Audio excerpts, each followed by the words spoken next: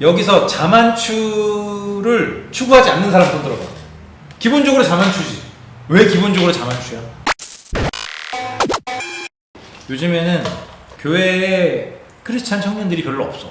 그래서 사실은 청년들이 많이 모여있는 대형 교회, 아예 청년 교회 이런 데를 일부러 찾아가. 연애와 결혼을 위해서.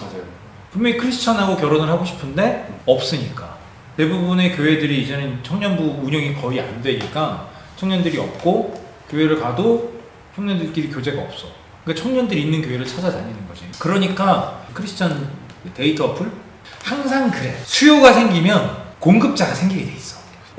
이런 크리스찬 청년들, 외로운 청년들 각자 따로 놓고 보면 참 괜찮은데 좋은 사람 못 만났어. 그리고 좋은 사람 만날 수 있는 환경이 안 돼. 이런 사람들이 만날 수 있게 어플로 하자.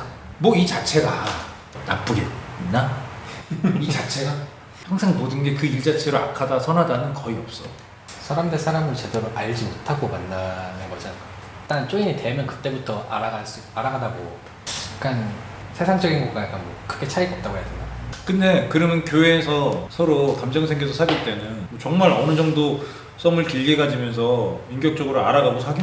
교회에서도 그렇지 않잖아. 그러면 그거랑 뭐가 달라? 오히려 사람들이 이렇게 얘기하더라고. 어떤 청년들이 이렇게 얘기하더라고. 오히려 차라리 솔직하게 서로 이 사람이 뭐 신앙은 어느 정도고 하나님에 대한 고백은 뭐고 이거를 차라리 그렇게 보고 만나는 게 나중에 후회 없고 더 좋다 이거야. 오히려 90년생이 온다. 단순, 정직, 재미 세 가지 얘기하고 있거든 그 책에서. 근데 그 세 가지를 이게 다 충족시켜. 그 크리스찬 데이트 어플이 단순하잖아. 근데 정직하잖아. 재밌잖아. 내가 보고 아니면 패스해버리면 되는 거잖아. 얼굴 마음에 안 들어? 부모님이 교회 안 다녀? 마음에 안 들어? 오히려 이게 교회에서 하는 짓보다 더 오류를 줄일 수 있다고 말하는 사람들도 있어. 다른 질문을 해볼게. 여기서 자만추를 추구하지 않는 사람 손 들어봐. 기본적으로 자만추지. 왜 기본적으로 자만추야? 소개팅은 약간 뭔가 잘못되면 그 소개해준 사람한테도 오히려 역으로 피해를 주는 것 같고, 약간 그래서 저는 자만추가 낫다고 생각을 하거든요. 이거는 소개해주는 사람이 없잖아. 그냥 어플만 가지고 서로 소통하는 걸 말하는 거야. 왜 이렇게 만나는 건 찝찝하냐 이거야. 그리고 왜 자만추를 우리는 원하냐 이거야. 자만추는 교회 다니는 사람이든 안 다니는 사람이든 추구하는 바잖아. 거의 다. 내가 특별한 결격사항이 있거나 나이가 엄청 많이 들었거나 돌싱이거나 이런 거 아닌 이상은 대부분 자만추를 추구한다고. 인간이 가진 본능 중에 하나가 스토리를 좋아해. 그래서 우리는 어떤 만남이든 이야기가 있는 만남이 좋은 거야. 근데 소개팅은 이야기가 없잖아. 소개팅은 스토리가 없잖아. 이 어플로 만났어요 한마디 끝나는 거잖아. 똑같은 관계여도 소개팅으로 만나는 거 말고 내가 이렇게 이 사람하고 친하게 지냈는데 어쩌다가 한두 번 봤어.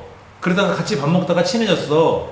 이게 훨씬 좋지. 인간은 기본적으로 스토리가 있는 사랑을 더 고귀하고 가치 있게 받아들여. 스토리가 있는 사랑을. 몸이 불편하신 장애인분들의 뭐 극복한 결혼 스토리나 이런 것들을 보면 우리가 감동을 더 받게 되는 거잖아. 기독교가 가장 큰 감동을 주는 것도 뭐냐면 하나님이 니들을 사랑한데 이게 끝나는 게 아니라 스토리가 있는 거야.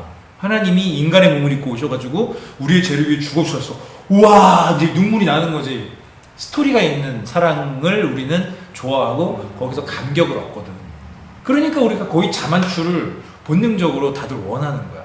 그러면 생각을 해봐. 자만추는 스펙이 많이 떨어지는 사람을 만나도 스토리가 있기 때문에 그 나머지 비는 스펙의 영역을 내가 크게 모자람으로 느끼지 않아. 그 스토리가 더 세기 때문에. 근데 문제는 이 데이트 어플, 크리스찬들 이렇게 만나는 어플들에는 스토리가 빠져 있잖아. 스토리가 빠져 있으니 뭘 따지겠어? 스펙을 더 따지는 거야. 스토리가 없으니까. 스토리가 있으면 스펙을 별로 따지지 않아 우리는.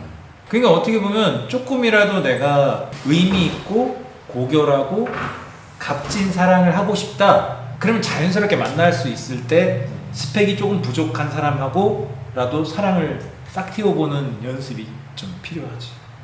그러니까 인간은 기본적으로 스토리가 없는 사랑을 가치 있게 보지 않는다는 거야. 생각해봐.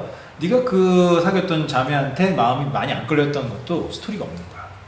그러니까 자만추 할 수 있을 때 자만추 하는 게 제일 좋다고. 나중에 가면 결국엔 내가 스토리 있는 만남을 못하는 나이가 되잖아.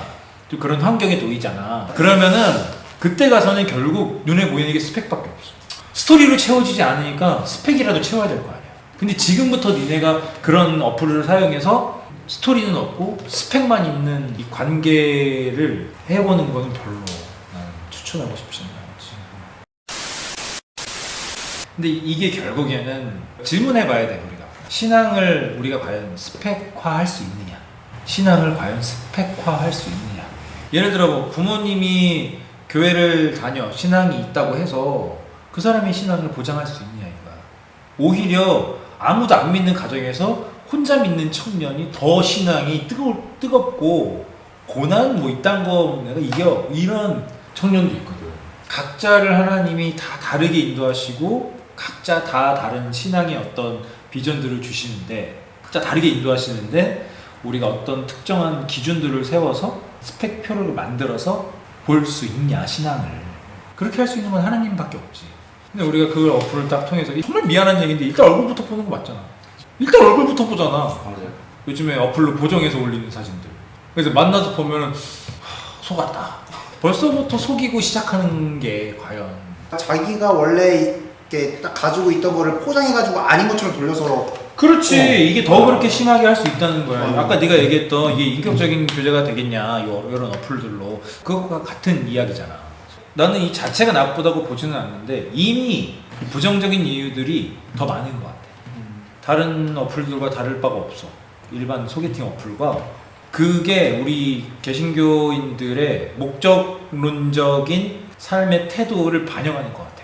난 예수 믿는 사람하고 결혼해야 돼. 이게 강박이 이제 생기기 시작하면서 하나님을 신뢰하고 하나님을 믿고 이런 게 아니라 그 방법을 찾다 이제 그런 쪽까지 가는 거지.